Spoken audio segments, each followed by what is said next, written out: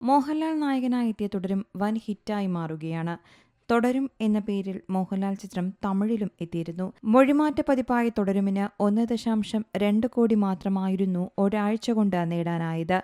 തുടരും ആഗോളതലത്തിൽ ഇതിനകം 200 കോടി ക്ലബിൽ കടന്നിട്ടുമുണ്ട്. KR സുനിലിനൊപ്പം സംവിധായകൻ തരുൺ മൂർത്തിയുമാണ് മോഹൻലാൽ നായകനായ തുടരുമിന്റെ തിരക്കഥ ഒരുക്കിയിരിക്കുന്നത്. ഷൺമുഖൻ എന്ന ടാക്സി ഡ്രൈവറുടെ കഥാപാത്രമായാണ് ചിത്രത്തിൽ മോഹൻലാൽ എത്തുന്നത്. ആഗോള കളക്ഷനിലും ഞെട്ടിക്കുന്ന നേട്ടമാണ് ചിത്രത്തിന് സ്വന്തമാക്കാൻ സാധിക്കുന്നത്. കേരള ബോക്സ് ഓഫീസിൽ നിന്ന് മാത്രം 100 കോടി നേടിയ ആദ്യ ചിത്രം എന്ന നേട്ടവും തുടരും സ്വന്തമാക്കിയിട്ടുണ്ട്. അതേസമയം തുടരുമിന് മറ്റൊരു പേരുകൂടി ആലോചിച്ചിരുന്നുവെന്ന് സംവിധായകൻ തരുൺ മൂർത്തി തന്നെ വെളിപ്പെടുത്തിയിരുന്നു.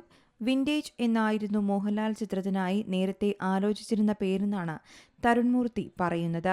സിനിമയുമായി ചേർന്ന് നിൽക്കുന്ന പേരാണ് തുടരും. എന്ത് പ്രശ്നങ്ങൾ സംഭവിച്ചാലും ഒരാളുടെ ജീവിതം തുടരും എന്ന ഫോർമാറ്റിലാണ് തുടരും എന്ന പേര് നൽകിയത്. അവസാന ഷെഡ്യൂളായപ്പോൾ വിന്റേജ് എന്നൊരു സജഷൻ കൂടി ഉണ്ടായി. എന്നാൽ മോഹൻലാൽ വിന്റേജിലേക്ക് തിരിച്ചുവരുന്നു എന്ന് നമ്മൾ പറയുന്നത് പോലെയാകും അതെന്നും തരുൺ മൂർത്തി വ്യക്തമാക്കി. വിന്റേജ് മോഹൻലാലിനെ തിരിച്ചുകൊണ്ടുവരാനല്ല ഈ സിനിമ. വിന്റേജ് എന്ന പേര് ലാലേട്ടനോട് പറഞ്ഞപ്പോൾ എന്തിനാ മോനെ മനോഹരമായ തുടരും എന്ന വാക്കുള്ളപ്പോൾ മറ്റൊരു പേര് എന്ന് ചോദിച്ചു. അങ്ങനെ ആ പേര് ഉറപ്പിക്കുകയായിരുന്നുവെന്നും തരുൺ മൂർത്തി പറയുന്നു.